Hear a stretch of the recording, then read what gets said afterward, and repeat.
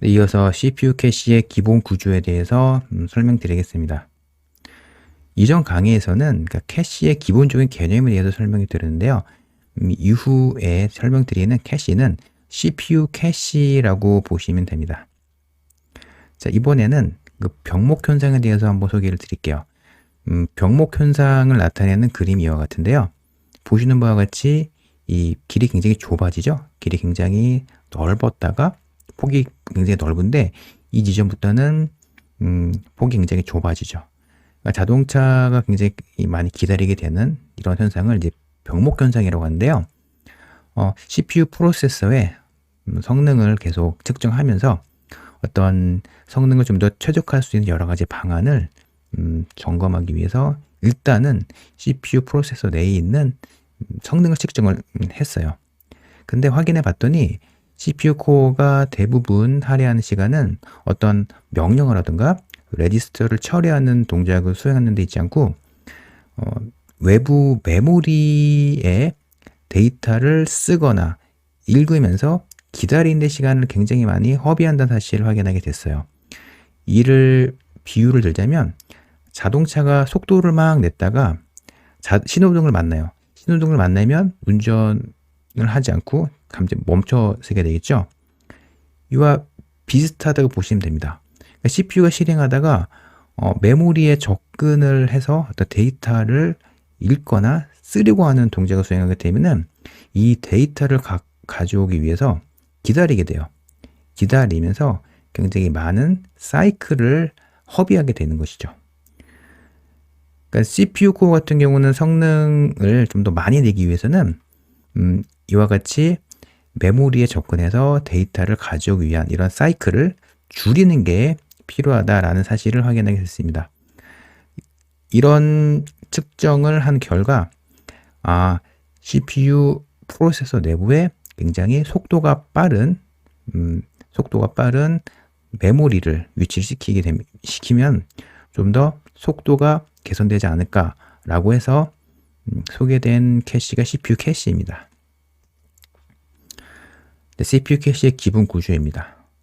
예전에는요, CPU 캐시가 없었을 때는 CPU에서 어떤 데이터를 외부 메모리에서 가져올 때, 그러니까 CPU 내부에 있는 어셈블리 명령어가 실행하고 있다가 메모리에 접근을 하게 되면 100사이클 이상을 계속 기다리게 됐어요.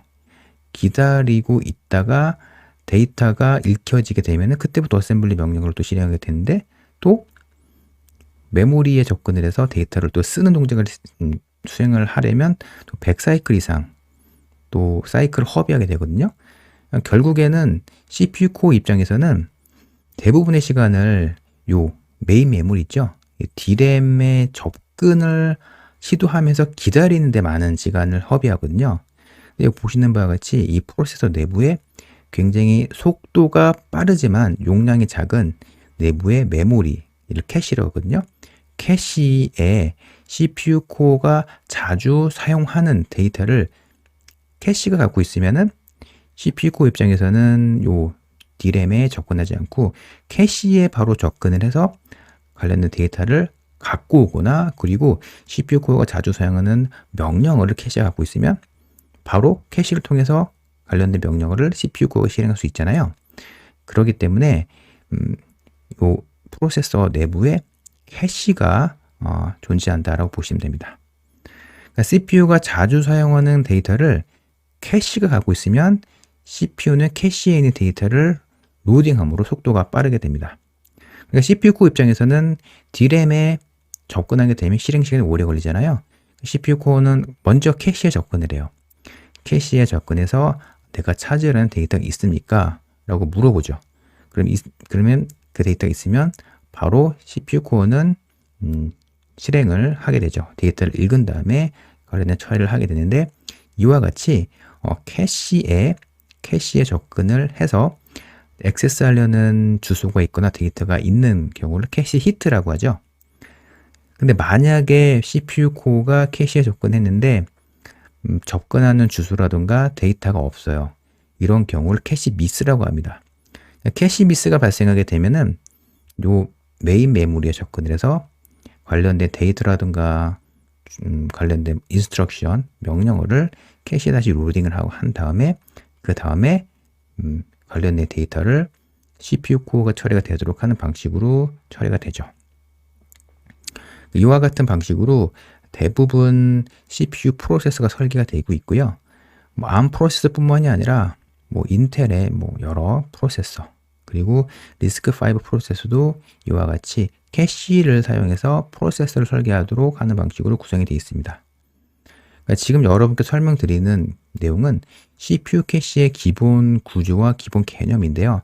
사실 이 캐시 내부를 좀 더 분석을 하게 되면 이보다 좀 더 복잡합니다.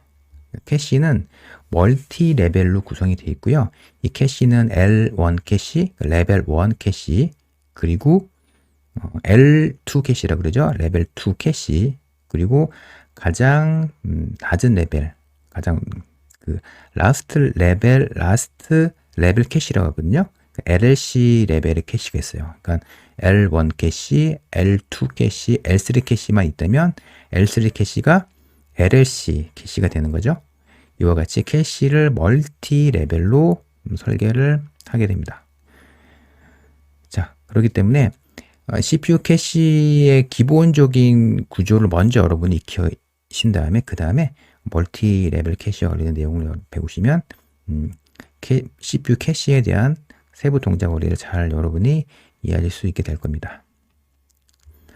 자, 이번에는 ARM 프로세서별 캐시의 스펙에 대해서 간단하게 소개를 드릴게요.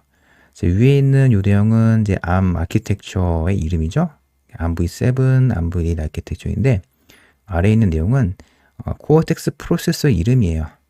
32비트 기반의 프로세서인 코어텍스 A7, 코어텍스 A15 같은 경우는 L1 캐시의 사이즈가 이와 같습니다. 그러니까 코어텍스 A7 같은 경우는 8에서 64K고요. 코어텍스 A15는 32K입니다.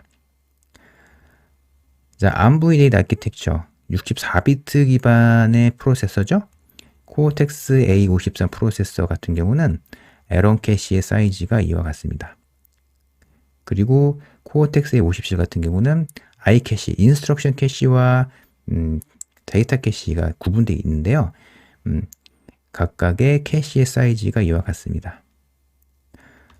근데 L1 캐시와 L2 캐시가 있는데요. 그러니까 CPU 코어는 가장 먼저 L1 캐시에 접근을 하고 L1 캐시에서 만약에 캐시 히트가 되면 찾으려는 데이터가 L1 캐시에 있으면 CPU 코어는 실행을 하는데 만약에 L1 캐시에 찾으려는 데이터가 없으면 L2 캐시에 접근하게 됩니다. L2 캐시 같은 경우는 사이즈가 이와 같은데요. 근데 요 ARM 프로세서를 실장에서 칩을 설계하는 SoC 벤더들은요, 캐시의 사이즈를 적절히 자신의 칩의 기능에 맞게 최적화를 할 수가 있습니다. 자, ARM 프로세서별 캐시 스펙에 대해서 설명드렸는데요. 한 가지 여러분께 또 말씀드리고 싶은 부분은요. 요 L1 캐시 같은 경우는 코어텍스 A 시리즈 프로세서가 계속 업그레이드가 되면서 이 사이즈는 크게 늘어나지 않았어요. 예, 사이즈가 크게 늘어나지 않았는데 L2 캐시 같은 경우는 사이즈가 점점 크게 늘어났죠. 그러니까 이와 같이 L1 캐시는 캐시 사이즈가 그렇게 늘어나지 않았는데 L2 캐시는 사이즈가 점점 늘어나는데요. 그 이유가 무엇이냐면 L1 캐시나 L2 캐시별로 이 설계하는 정책이 달라요.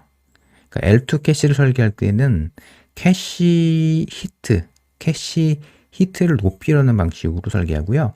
L1 캐시 같은 경우는 캐시 히트가 중요한데 CPU 코어와 처리가 되는 속도가 좀 더 중요한 파라미터이기 때문에 좀 설계하는 목표가 약간 다릅니다. 그렇기 때문에 L1 캐시와 L2 캐시의 사이즈가 좀 다르죠. 그러니까 L2 캐시는 사이즈가 점점 늘어나요.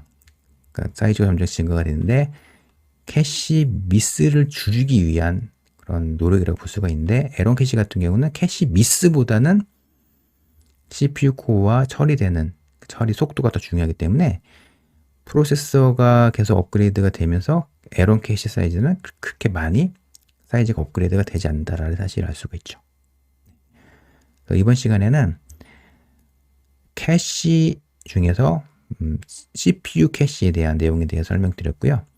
CPU 캐시가 왜 소개가 됐는지 배경에 대해서 설명드렸고, 그리고 CPU 캐시가 어떤 용도로 사용이 되는지에 대해서 설명드렸습니다. 다음 강의에서는 멀티레벨 캐시에 대해서 상세하게 설명드리도록 하겠습니다.